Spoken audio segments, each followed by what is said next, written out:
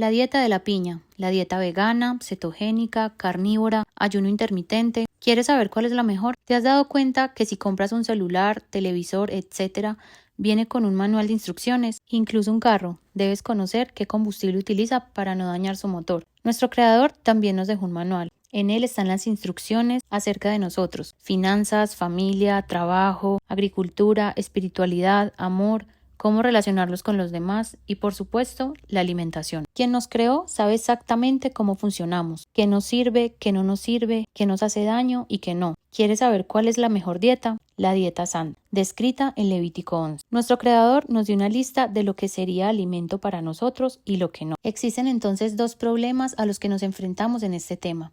El primero viene cuando lees y te das cuenta que muchas de ellas están en tu dieta y que las llevas consumiendo toda tu vida. El segundo, cuando como seguidor de Jesús te dicen que esto está anulado. La palabra de Dios anulada. ¿En serio crees que un buen hijo llevaría la contraria a lo que su padre estableció? Vamos a ver los versículos en los que se apoyan aquellos con esta opinión. Vamos a leerlos completos, porque así se lee la escritura, para no sacar de contexto la enseñanza y acomodarla a nuestro favor. Empecemos con Marcos 7, lo que contamina al hombre. Hasta el versículo 24, el apóstol Marcos relata cómo Jesús, estando con los fariseos, quienes eran los líderes religiosos de la época, y algunos escribas, quienes enseñaban. Ellos vieron a algunos de los discípulos de Jesús comiendo sin lavar sus manos, lo que era para ellos una transgresión a sus leyes. ¿Las leyes de Dios? No, una transgresión a sus tradiciones, mandamientos de hombres por los que se regían. Estos entonces señalaron y condenaron a los discípulos por comer con manos inmundas. Entonces preguntaron a Jesús, Marcos 7:5, ¿por qué tus discípulos no andan conforme a la tradición de los ancianos, sino que comen pan con manos inmundas? Jesús respondió, hipócritas,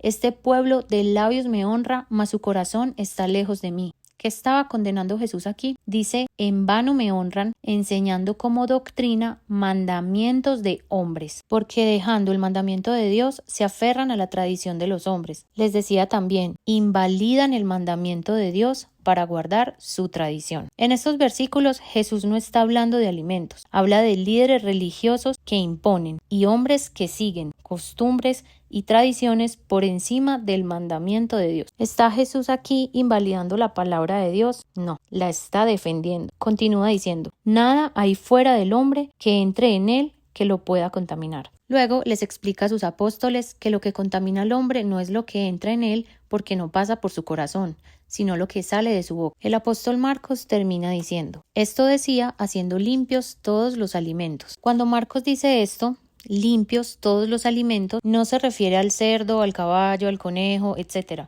porque para Dios estos animales no son considerados alimentos y para un judío de la época tampoco lo eran. Recuerden que Jesús era judío y estaba enseñando a comunidades judías, de donde salieron los primeros creyentes. Así que para ellos esto ni siquiera era una posibilidad, llamar alimento a algo que el Padre les dijo que no lo era. La discusión aquí era porque para los fariseos comer sin lavarse las manos contaminaba ese alimento y por tanto en su pensamiento se contaminaba la persona. Vamos con el siguiente versículo sacado de contexto. Hechos 10, la visión de Pedro. En estos versículos se relata la historia de Cornelio, un hombre temeroso de Dios a quien un ángel le dijo que enviara hombres donde Simón Pedro para que viniera a su lugar. Cuando ellos se acercaban, Pedro tuvo una visión. En ella vio como un lienzo descendía del cielo a la tierra. En él había toda clase de animales impuros. Le vino una voz que le dijo, levántate, Pedro, mata y come. A lo que Pedro respondió, Señor, no, porque ninguna cosa común o inmunda he comido jamás. Respondió el Señor, lo que Dios limpió, no lo llames tú común. Hasta aquí leen esta porción para justificar comer de animales que no son alimento. Pero si seguimos leyendo, podremos darnos cuenta cómo el mismo apóstol Pedro interpreta este sueño y da su significado. Veamos. Pedro estaba perplejo dentro de sí. Mientras éste pensaba, el Espíritu le dijo, 3 hombres te buscan. No dudes en ir con ellos, porque yo los he enviado. Cuando llegan al lugar, Pedro les dice, aquí conoceremos el significado de esa visión que tuvo Pedro. Él mismo la explica. Versículo 28. Y les dijo, ustedes saben cuán abominable es para un varón judío juntarse o acercarse a un extranjero, pero a mí me ha mostrado Dios que a ningún hombre llame común o inmundo, por lo cual al ser llamado vine sin replicar. Es sumamente claro que aquí no se está hablando que el Padre santificó al cerdo, sino le estaba enseñando a Pedro, quien como cualquier judío no compartía con personas fuera de su pueblo y que incluso eran llamados inmundos o comunes, dejando claro que lo que él limpió no puede ser llamado común. ¿Cómo nos limpió? Mediante el sacrificio de Jesús, nada que ver con alimentos. El tercer versículo es Romanos 14. Los débiles en la fe. Reciban al débil en la fe, pero no para contender sobre opiniones. Primero hay que entender que aquí no se está poniendo en duda o debate los mandamientos, porque la palabra de Dios no está en discusión. Dice opiniones de hombres. A esto se refieren estos versículos. Así que cuando se habla de comida, ya sabemos que es alimento. Siguiendo, porque uno cree que se ha de comer de todo, otro que es débil come legumbres. El que come no menosprecie al que no come, y el que no come no juzgue al que come. En el contexto histórico que se desarrolla, esta carta de Pablo es dirigida a las comunidades de los primeros creyentes en Jesús que convivían con Roma, paganos y sus costumbres. Ellos sacrificaban animales, limpios o no, a sus ídolos, por lo que algunos creyentes decidieron dejar de consumir carne y solo comer legumbres, ya que no sabían si las carnes que estaban vendiendo habían sido ofrecidas a ídolos. Versículo 5 dice: uno hace diferencia entre día y día, otro juzga iguales todos los días.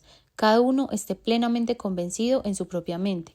El que hace caso del día, lo hace para el Señor, y el que no hace caso del día, para el Señor no lo hace. En esta parte se está hablando de los días de ayuno. Los fariseos ayunaban 2 días a la semana y se imponía esta práctica. Otros no lo hacían. Por eso continúa el versículo. El que come para el Señor come, porque da gracias a Dios, y el que no come para el Señor no come y da gracias a Dios. Nuevamente no se está debatiendo acerca si los mandamientos están abolidos o no. Pablo nos está invitando a no juzgarnos entre hermanos si tenemos opiniones diferentes, mas no está poniendo en duda los mandamientos o la escritura. No podemos infringir o no mandamientos a voluntad. Jesús nos enseñó que primero está la voluntad de Dios, sus mandamientos, que las tradiciones y mandatos de los hombres. Todo lo que sea contrario a su palabra no es la doctrina verdadera. Estudia, lee la escritura y obedece solo a tu Padre. Ahora somos el templo del Espíritu. ¿Crees que en el templo entraba cosa inmunda, impura o abominación? Dice también el Padre: sean santos porque yo soy santo, y sin santidad nadie verá al Señor. Hermano, obedecer los mandamientos no invalida el sacrificio que hizo Jesús, más bien lo confirma y cumple su palabra siguiendo su ejemplo. Bendiciones.